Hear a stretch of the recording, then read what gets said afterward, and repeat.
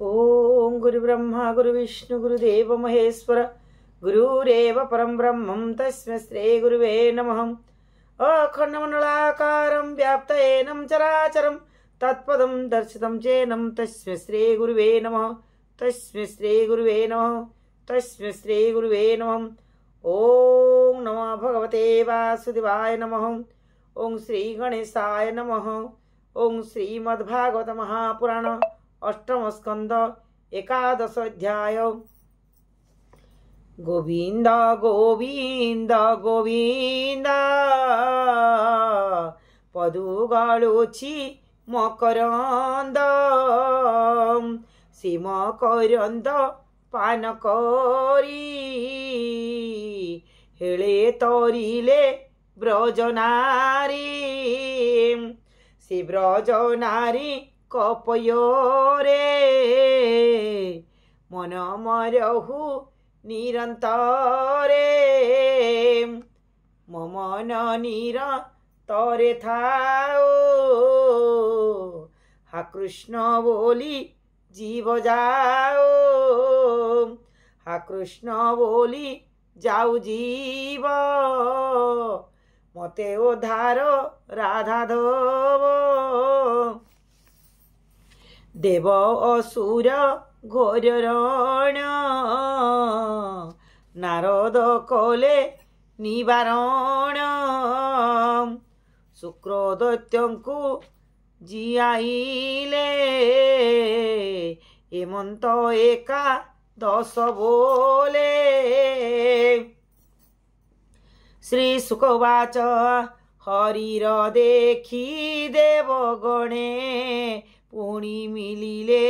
घोर रणे गोविंद अनुकंपा बोले समरे रहिले निश्चले इंद्र पवन आदि बोले बेगे मिलिले दिगपाले नारदे असुरंक गात्रे प्रहार कोले नाना शस्त्रे देवंक शस्त्राघाते लोटी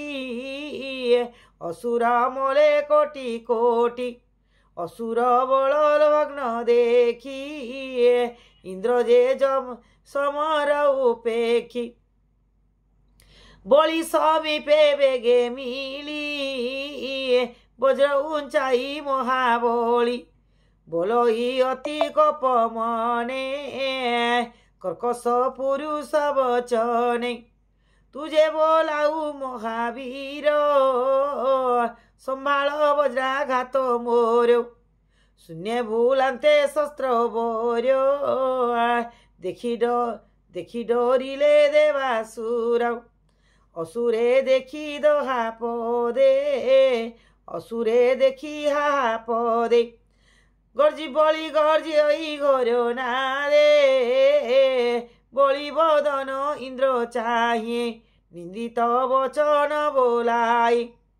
रे मूढ़ मते माया करी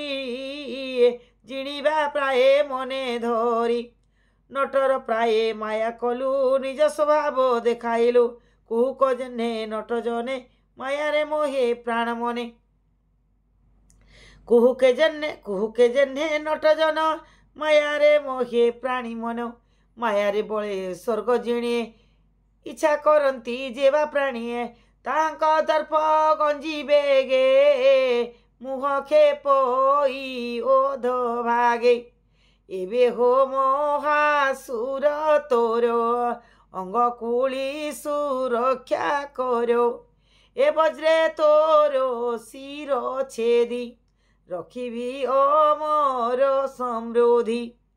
एबे मो वज्राघात सोह ज्ञातिंक तुले रुंड हुआ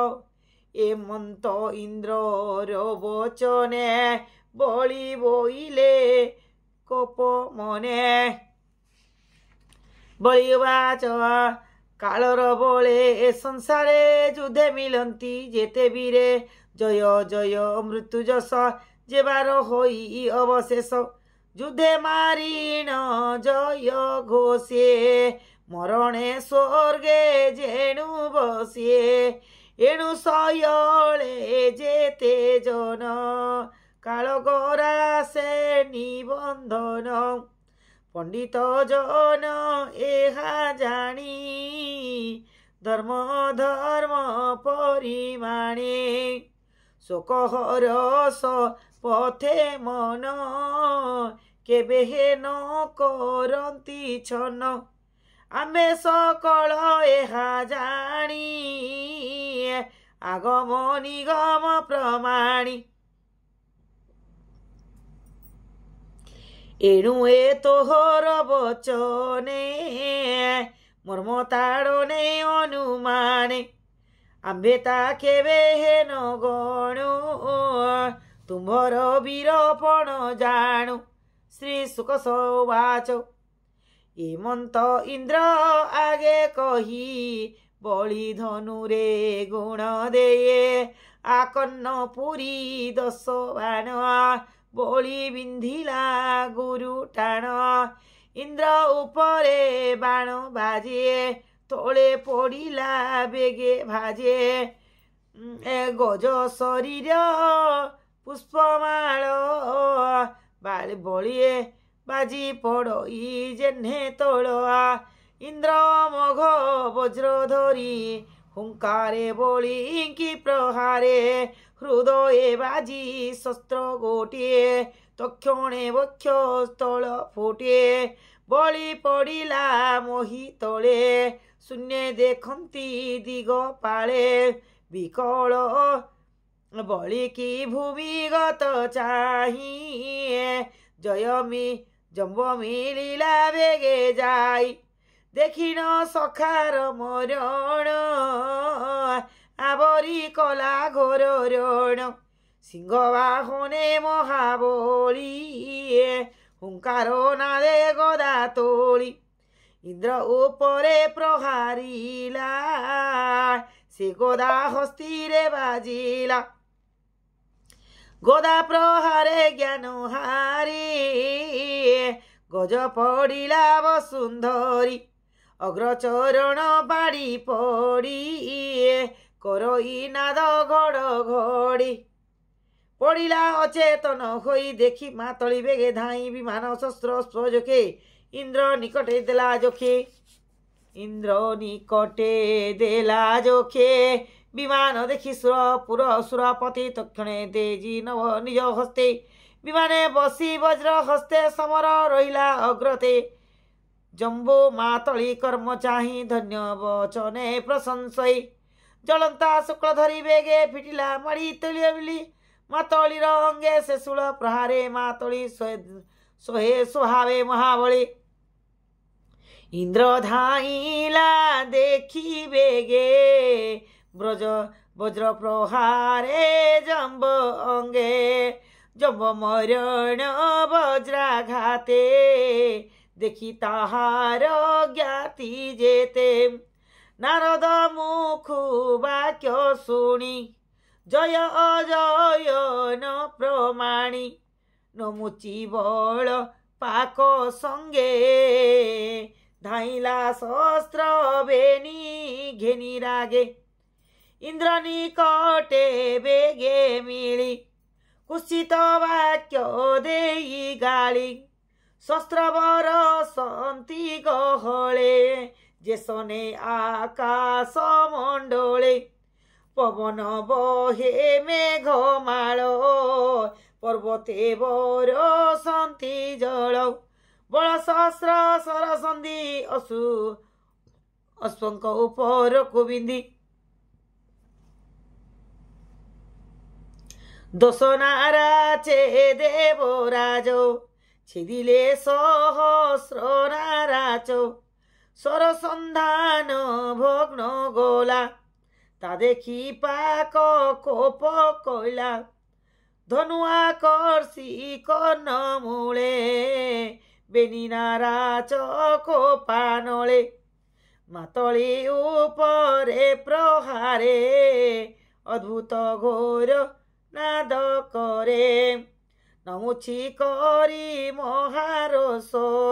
बाण बिंधिला पंचदश सुवर्ण पक्ष लौह मुखे इंद्र ता दूरे थाई देखे बिंधी गर्जई घोर रणे जलद अम्बरे जे सोने एमंते असुरंक शस्त्रे अच्छा दे देव राज रथे बरसा काल रवि जेने जिमुत अच्छा दे गगने असुर रण रंग देखी तेबे होइले महादुखे अनाथ हेले रिपुडरे बणिके जेने सिंधु नीरे असुर बल मध्य गते देवे तेबे पड़िले अनायते सिपिंजरे जेन्हे पक्षी गणे इंद्र जे थिला घोर रणे आवरी थिला जे दानव एमंत बसए बासव एमंत समय बासव बाहर हेले दिव्य रथे रवि जे सोने निशियंते असुर भाणे जेते जेबे दुखे संभ्रमे इंद्र ताहा देखे बेगे धाइला गण मध्ये बेगे धाइला ऋण मध्ये वज्र उंचाई घोर नादे से अष्टधार वज्राघाते जिमुत जन्ने घोर व्याते बलपा कर शिरोहाणी गोरस बोधे चक्रपा वज्र पाणी देखिन तांको बंधुकूल विकले पीड़ंती चहल नमुची तांको मध्य देखी नमुची तांको बोध देखी दंडे होइला अश्रुमुखी शोक सागरे से बुड़ीला पुणी क्षणके कप कला लौह निर्मित शूल करे गेनी धाइला अति खोरे गेनी धाइला अति खोरे सेकु से शूल सुवर्ण विराजे चालन्ते घंटा रब बाजे से शूल घेनी अति बेगे मिलिला सुरो नाथ आगे इंद्र उपरे प्रहारिला निर्भये सिंहानाद कला शूल आसन्ते शून्य पथे बासवधनु धरी हस्ते बाणे छेदिला सोते खंड पाषाण जेने छोतु पिंड पिंडे वज्र पेशिला पुरंदर पड़िला नमुची कंधर वज्र प्रहार न काटिला कंधरु चर्म न छिड़िला ता देखी इंद्र विचार ये अद्भुत देखिला तो नाही वज्रे विंचिला के मंते ए बड़ो संशय मोचिते ए शस्त्र सुरंकु गणे रणे प्रहार कली कारणे एमंते ऋण मध्य रते एमंते ऋण मध्यगते शब्द शुभे शून्य पथे सुनो हे चक्र एक चित्ते सुनो हे चक्र एक चित्ते न भेद शुष्क आद्र शस्त्रे पूर्वे कला तपे घरो या देयछु बर उद्भेद्य होइला शरीर दुर्जय युद्धे महासुर शुक्ल आर्धिक अस्त्र शस्त्रे न भेदे हा पात्रे यह गात्रे एवे तू सुन भगवान यह मरणे करो ध्यान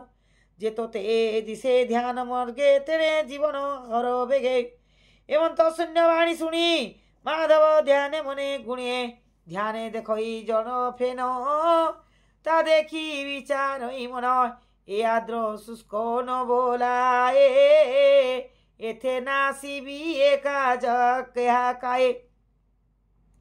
एमंत मने विचारते फेन मिलिला गासी हस्ते नमुची अंगे प्रहारिला तक्षणे शिरता छिड़िला समरे नमुलिची मरणे मिलिले ऋषि देवगणे इंद्र उपरे पुष्पवृष्टि करन्ति चित्ते होई तुष्टे गंधर्वे अपसरा वृंदे नृत्य करन्ति गीत नादे जय दुंदुर्भी गण बाजे देव दानव वरुण माझे एई प्रकारे दिगपाले वरुण पवन नळे असुर बल सर्व मारी पशुଙ୍କୁ जेसने केसरी असुर बल भग्न शुणी नारदे पेश कुश पाणी देवगणଙ୍କୁ बोध कले युद्ध न कर आज्ञा देले। नारद सर्वदेव गणे निषेध कले जणे जणे बोलती देवगणे चाहि समर करुछ कि पाई सिंधु मंथने पाई जाई पाई प्रास असुरे होइले विनाश तुम्बे अमृत पान करी स्वर्गे लभिल देव श्री श्री सुखवाच नारद वाक्य शुणी भले त्रिदशे समरण कले आनंदे नृत्य गीत करे देव चलिले स्वर्गपुरे युद्धे असुर जेते थिले नारद वाक्य बाहुडिले ब्रह्मानंदन वाक्य मानी बोलिले मृत पिंड घेनी सकले मिली एक मेले पश्चिमे अस्तगिरी चले गले शिराउर जार न छिड़ी रण भूमि रे थिले पड़े शुक्रर मृत्यु संजीवने सकले लभिले जीवने बड़ी की शुक्र घेनी कोले आसने बसाई निश्चले शुक्र स्मरणे बली स्थिति लभिला इंद्र बल वृत्ति युद्धे हारिबा कप राम्भे संघरी रहे निज दम्भे बोलई विप्र जगन्नाथ सुहर विष्णुर